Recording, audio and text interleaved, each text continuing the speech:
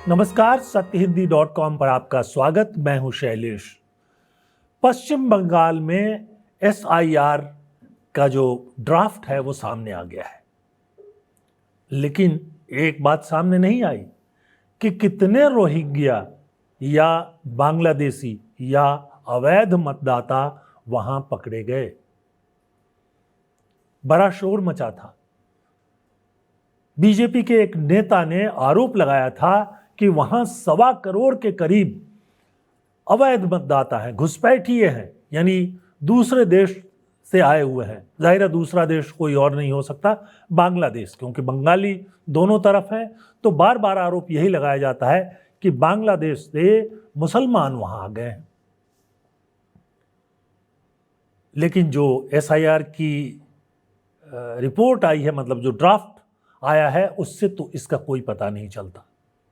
बंगाल में करीब 7 करोड़ 66 लाख मतदाता SIR से पहले थे, और अब जो ड्राफ्ट जारी किया गया है उसमें 58 लाख के करीब नाम जो है वो काटे गए हैं। आप ध्यान देख लीजिए कि बिहार में भी करीब करीब यही 50-55 लाख मतदाताओं का नाम काटा गया था। नाम कटा क्यों है, उसके बारे में चुनाव आयोग की जो रिपोर्ट है उसमें बहुत सारी चीज़ें खुद बता दी गई हैं। इनमें से करीब 12 लाख मतदाता जो है मिसिंग है, यानी उनका आता पता नहीं चल रहा है।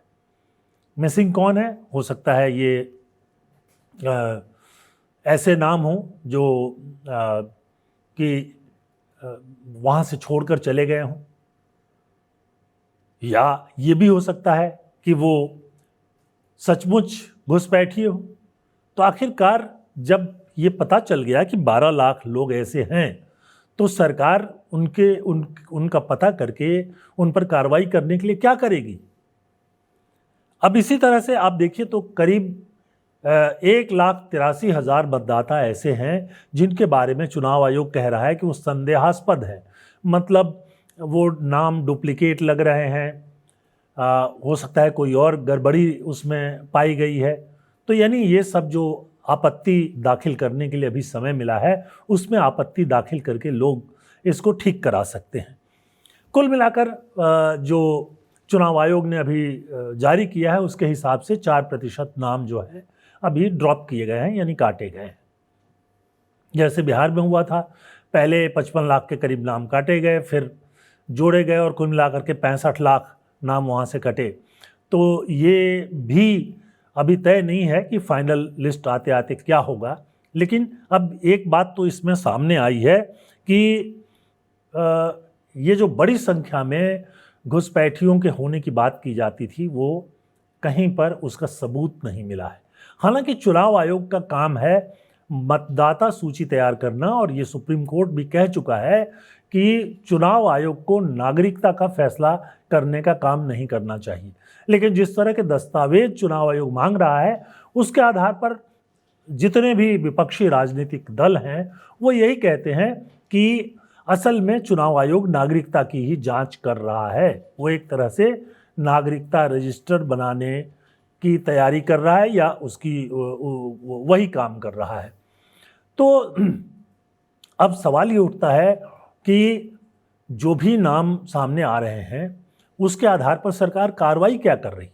देखिए, जब हर 5 साल पर भी जब ये मतदाता सूची नए सिरे से बनाई जाती है, और ये हर चुनाव से पहले बनाने की प्रक्रिया है, तो उसमें ये तो होता ही है कि बहुत सारे नाम कटते हैं, क्योंकि बहुत सारे लोगों की मृत्यु हो जाती है, वो नाम हटाने होते हैं। उसके अलावा बहुत सारे लोग जहाँ रह रहे हैं, जहाँ वो मतदाता थे, उसको छोड़ करके, उस जगह को छोड़ करके दूसरी जगह चले जाते हैं, दूसरी जगह के मतदाता बन जाते हैं।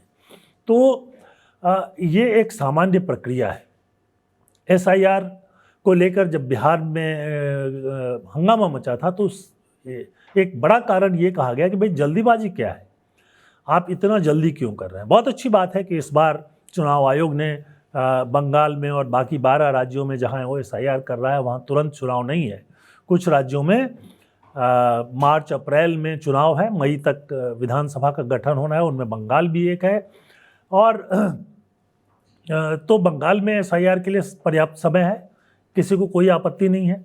जो नाम डुप्लीकेट हैं वो हटाए जाने चाहिए, उस पर आपत्तियां आएंगी। जो लोग मिसिंग हैं उनमें से बहुत सारे लोग ऐसे हो सकते हैं जो वहाँ राज्य को छोड़ करके और इस समय कारोबार के लिए कहीं और चले गए हों, कारोबार के लिए किसी और जगह पर रह रहे हों। ऐसे लोग बहुत हैं। आपको पता ही है कि बंगाल के लोग जो हैं रोजगार की तलाश में दिल्ली में, गुड़गांव में, नोएडा में, उधर आप जाएं तो बॉम्बे में, पुणे में, हर जगह चले जाते हैं। तो एक बड़ा राज्य जहां करीब 7,66,00,000 मतदाता हैं, वहां से 20 लाख मतदाताओं का बाहर चले जाना कोई आश्चर्यजनक बात नहीं है।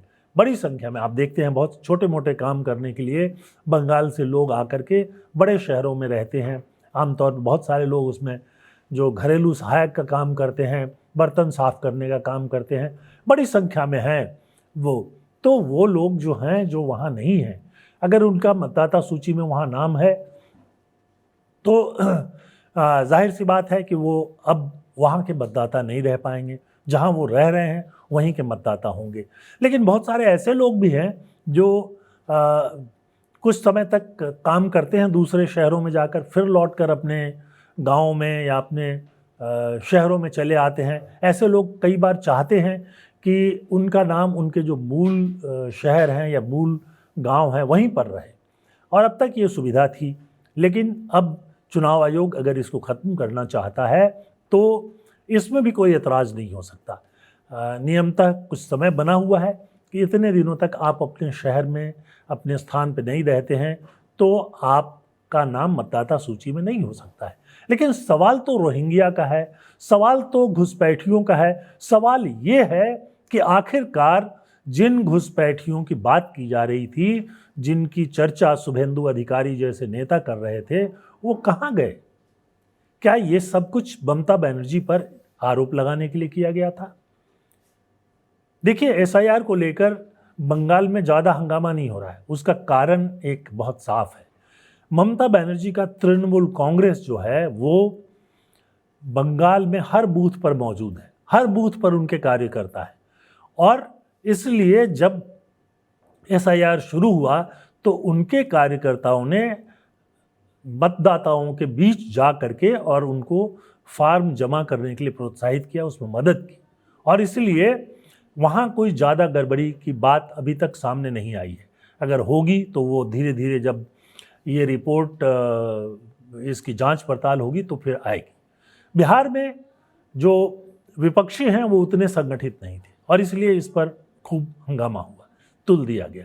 लेकिन चुनाव आयोग के सामने जो सवाल था वो अब भी मौजूद है। पहला सवाल ये कि डुप्लीकेट मतदाताओं की जांच कंप्यूटर से क्यों नहीं की जा रही है। आज एक सॉफ्टवेयर, एक इस तरह की कार्यप्रणाली, कंप्यूटर की कार्यप्रणाली चुनाव आयोग के पास मौजूद है जिसके जरिए वो डुप्लीकेट मतदाताओं का आसानी से पता कर सकता है। उसका उपयोग क्यों नहीं हो रहा है, ये बड़ा सवाल है। इसके साथ साथ ये भी सवाल है कि जिनको अभी कहा जा रहा है कि वो लापता हैं, जो 12 लाख मतदाता बताए जा रहे हैं वो मिसिंग हैं, तो क्या वो दूसरे शहरों में गए हैं, उसका पता लगाना, और यह भी जानना कि ऐसे बहुत सारे लोग जो हर 4-6 महीने के लिए जाकर दूसरे शहरों में काम करते हैं फिर अपने शहर में चले आते हैं, वो उनके नाम तो नहीं काटे जा रहे। ये बड़े सवाल हैं जिनका कि जवाब ढूंढना होगा। बहरहाल एसआईआर का एक और नतीजा आया है, अभी प्रतिक्रियाएं आएंगी। ये नतीजे अभी अभी आए हैं इसलिए प्रतिक्रियाएं तो बाद में आएंगी, इसकी छानबीन होगी और पार्टियों की तरफ से इनके बयान आएंगे। लेकिन फिलहाल एक बात तय है कि जिन घुसपैठियों की बात की जा रही थी, जिन रोहिंग्या की बात की जा रही थी, वो सब कोई बड़ी संख्या में नहीं मिला है और इस तरह का कोई सबूत सामने नहीं आया है जिसके आधार पर कहा जाए कि दूसरे देश से, खासतौर पे बांग्लादेश से लोग यहाँ आकर अब भी बस रहे हैं। एक बात इसमें चलते चलते और बता दूं कि सबसे ज़्यादा नाम जहाँ से डिलीट किया गया है, चुनाव आयोग को संदेहास्पद लगा है, वो इलाके हैं जहाँ मतुआ लोग रहते हैं। ये मतुआ हिंदू हैं और ये जो मतुआ हैं इनमें बड़ी संख्या में वो बांग्लादेश से आए हैं, पर आज नहीं आए हैं। ज़्यादातर जो हैं वो 1971 में जब युद्ध हुआ था उसके पहले आए। बहुत सारे जो है 1947 में जब बंगाल दो हिस्सों में बट गया, एक हिस्सा जो है पाकिस्तान बना जो कि अब बांग्लादेश है, तो तब हुआ था। तो मतुआ आबादी में क्यों नाम कट रहे हैं, ये भी एक सवाल है, उस पर भी अभी नज़र रखने की ज़रूरत है। तो बहरहाल आज के इस रिपोर्ट में बस इतना ही, लेकिन चलते चलते हम आपसे अनुरोध करना चाहेंगे कि आप सत्य हिंदी को सब्सक्राइब करें, हमारे जो प्रोग्राम्स हैं उनको लाइक करें और इसके साथ साथ कमेंट सेक्शन में जाकर अपनी राय भी ज़रूर बताएं। एक और अनुरोध कि आप सत्य हिंदी का ऐप डाउनलोड करें, इससे आपको प्रोग्राम देखने में और अधिक मदद मिलेगी, बहुत बेहतर ढंग से आप देख सकेंगे। अगले एपिसोड में एक और नए प्रोग्राम के साथ हाजिर होऊंगा, तब तक के लिए नमस्कार, बहुत बहुत धन्यवाद।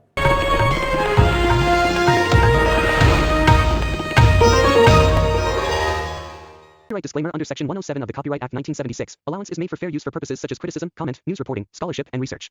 Fair use is a use permitted by copyright statute that might otherwise be infringing.